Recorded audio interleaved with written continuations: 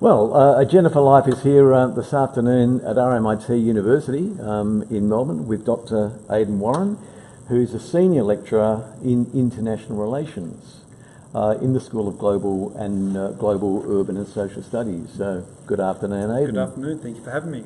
Dr. Warren, I gather that you are also a Fulbright scholar. For those who don't know what that means, including me, what is it and what does it mean for you? Look, it's a big deal for me anyway on a personal level. But basically, the most enduring relationship of Australia is our connection with the United States, and this Fulbright scholarship is about extending that connection, and also why I'm over there undertaking a research project that our government and that the US government, particularly the Department of State, rate as something that is significant to both our national security objectives. So it's a big deal for me on a personal level, but it's also, and also I will say the Fulbrights, it's our longest standing agreement. It was the first one, and well before the ANZUS Treaty, which a lot of people don't know, and I only found out since becoming a Fulbright scholar. So it's a big deal for me, and I'm really looking forward to spending 5 to 6 months in Washington DC. And you've been to Washington before, I think, haven't you? So what's exciting about going to Washington? Look, for those people who haven't been there, the main thing about DC I love is, I mean, obviously, if you're really into the politics or the international relations, I mean, you just have amazing access to think tanks, to great universities in terms of Georgetown, George Washington, American University. The architecture is amazing there, the actual restaurants, I mean, everything is fantastic there, the history. So it's really quite surprising when you go there. You think it might be quite a conservative, boring place to go, but it's anything but. So it's an amazing place to go. I've seen a lot of changes. I went there for my PhD, where it was a gentrifying city at that stage. Yes. It was known as the murder capital. It was quite rough in some areas, but now it's probably one of the fastest gentrifying cities I've ever been to. Wow. I've been there the last few years, and it's changed immensely. But for me, it's like for a political scientist, it's like Disneyland for a political scientist. I love it. Now, sadly, Senator John McCain has just passed away. What does that mean for US foreign policy? He was a giant in US foreign policy, really, wasn't he? Yeah, he was. I suppose the main thing about John McCain that stands out, I mean, we all know he's a war hero, and we know his history. We know that he's been through many trials and tribulations, but he was bipartisan. He was a traditional Orthodox Republican who I would argue could reach both sides across the floor, and he was a decent human being. I mean, he gave I think his last international appearance one of his last ones was at the US Study Centre in Sydney, and he was apparently given a Nakubra hat, and I think a couple of people wondered why he didn't put it on straight away, but that's because he's so war-torn, he couldn't even put his arms above his shoulders. And so, but what it means to foreign policy, I just think having a decent, balanced, reasonably balanced, even though I don't agree with all these politics, person, an Orthodox Republican in around the White House and across those two particular chambers. And it's interesting that McCain was a Republican, and yet I gather that he and Donald Trump virtually despise one another. How would you compare McCain to Trump? I mean, I suppose it comes back to a lot of things that I could talk about at length, but mainly being that John McCain was a traditional Orthodox Republican, and I think that Trump, he may be working under the Republican umbrella, but I think he's anything but. Now, a lot of Orthodox Republicans have kind of changed their tune and quite willing to work with Trump or get benefits from Trump being in power. But I would argue that the main difference was, I think that that McCain, at the end of the day, was willing to put aside partisan politics for the betterment of the United States. Yes. He still believed that the United States should play a leading role in terms of international relations. Trump, of course, has been all over the place in that regard. Trump said one of the most despicable things in relation to John McCain that I think I've ever heard. Trump said he wasn't a war hero. He was a war hero because he got captured. I prefer guys who don't get captured. Yeah. Does that say a lot about Trump and the kind of human being he is? Of course it does. I mean, it was staggering. We're talking about someone who was, in a prisoner of war camp for 5 years.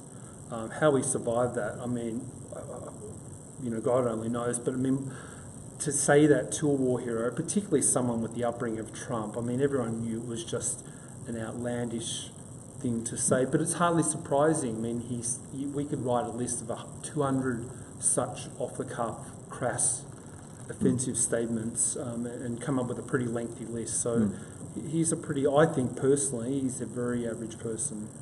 So what does the Trump presidency mean for America's foreign policy positioning now and consequently even for Australia's place in the world?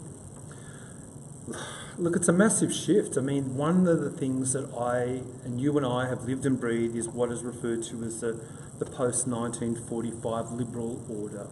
In terms of the economic architecture, the political architecture, the security architecture, the United States has been the foundation of that. Now, we're talking about someone who is wanting to move away from that. Now, regardless of whether Republicans or Democrats have been in power, there has been a consistency in adhering to that liberal order. And I'm not saying it's a perfect order, by the way. There's a lot of problems about that order. But we're talking about someone who's really wanted to move away from that order, and with that create a lot of, I would argue, potential power vacuums for other, maybe China or other particular nation-state actors to get in those power vacuums. So there's a lot of concerns about what he is doing for US foreign policy in terms of NATO, in terms of the UN, human rights, in terms of the Palestine and Israel. I mean, there's a range of things that he is doing at the moment that are for me, very concerning. You've mentioned China. Is the rise of China a threat to global security, and should Australia be worried? Again, that's requires a bit of nuance, but I will say, without being alarmist, I always have to say, let's not be alarmist, but we know that China's our number one trading partner. Yeah.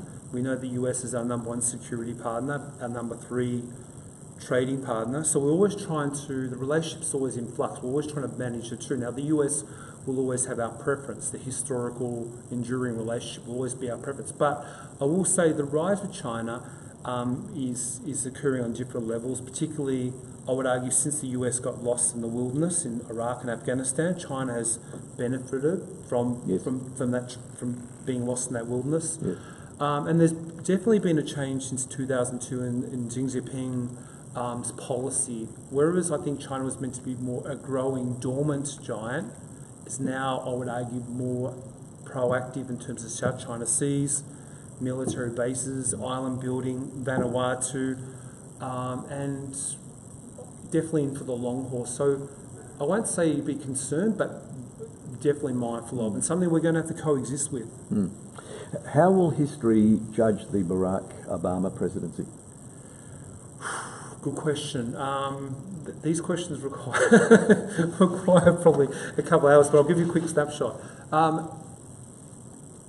History ultimately will judge him well. I think that if Clinton, without getting into the sliding doors, if she won the election, a lot of the great concrete steps that he put in place could have been built upon, and therefore the legacy would have expanded, probably improved.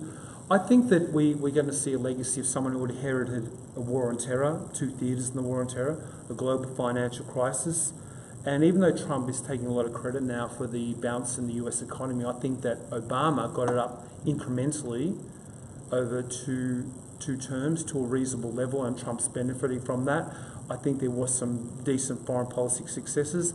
But at the same time, too, there's some asterisks there that, in terms of drones, in terms of African-American males and deaths and so forth. There's a range of things. I mean, as I said, I could go at length about it. So I think the legacy will be mixed, but I think it'll improve over the next 10, 15, 20 years, if that makes sense. So post-Trump, and we don't know how long that's going to be ahead, but post-Trump, what directions in future American global foreign policy would you like to see for the benefit of global security and Australia? Well, firstly, I'd like to see some return to a semblance of that liberal order. As I said, I've always been critical of that order. It's always been imperfect, but really just having that being a major driver in world affairs in terms of human rights, the United Nations, balanced diplomacy, not over involving itself in incursions or conflicts where it should not be, but some semblance of balance. Now, I think that Obama had it right to some extent. As I said, there was some significant flaws about Obama, but I would like to get back to that order that you and I know, albeit imperfect. Looking at Western democracies' internal politics, the US and Australia and many other countries, including the UK, what explains the rise of what you might call an ignorant conservatism? Like not only Trump, but in Australia, the Paul N. Hansen factor. What explains the attraction? There's a range of things that I could talk about, but in terms of, you're talking about, far right, the far rightist or rightist element really coming to the fore in terms of politics, populism coming to the fore. Now, for me, I think that 9/11 triggered that, because there is a xenophobic element, I believe. But I think that what we're seeing now with these movements in terms of Europe, in terms of Brexit, in terms of Trumpism, if you will, is a reaction, still ongoing reaction to the 2008 global financial crisis. Clearly, there is a lot of people who feel that they're disengaged from globalization, from the rise of automation, from the rise of course, people coming into their nation state. They want to go back to a pre-2008 order. This requires a bit of explanation, but I won't talk too much. But my point is that what we're seeing is a grouping of people that really feel disengaged, and they're looking for an alternative. They're tired of incremental politics. We see it here, in terms of Labor and Liberal. We see it in terms of people they didn't want Rubio, they didn't want Clinton. We see it, of course, with Brexit.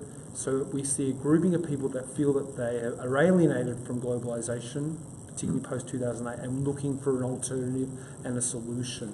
And that's where also Trump comes into it, because as we know, he's mid-Rust Belt, Midwest Rust Belt, where his major, I suppose, and still are his major proponents. Yes. Now, you've said that a number of these questions really merit much longer answers. And I think we're on your own stomping ground here. So this is a lecture theatre at RMIT where normally you can take a small chunk and deliver a 1 hour lecture on these things. Sometimes 2 hours. Sometimes I don't let students leave. I'll just go for 2 hours straight. What attracted you to the world of academia? Oh, look, to me, it's just a connection to teaching, engaging with students, a believer in that. I know it's a throwaway line that some people use, but, the believer that young people do matter, and making a difference on those young lives. I've worked in the commercial sector and felt quite, how do I say this, unsatisfied. And as you know, I got into secondary teaching, and I thought that was wonderful, and I still do. And of course, tying that in with global politics and international studies, and then being able to increase and extend on that in terms of doing a PhD, kind of got me into academia. So I'm very lucky, and I love what I do.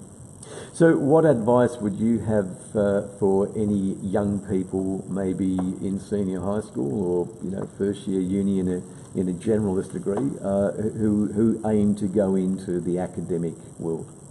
Well, to the academic world, obviously they need to be looking for an area that they're interested in, that they believe in, that they care about. I think that some people, when they get into academia, they look for niches, they look for something that potentially will sound good, or a niche or a gap, and that's understandable. But you have to, of course, be into the research, be wanting to research, be wanting to contribute, but also you're going to have to teach a little bit too. You're going to have to enjoy teaching and preparing classes and that. And I think that that's something that I'm lucky that I had from a secondary background. The teaching is not a big deal for me, and the lecturing and so forth, and the preparation.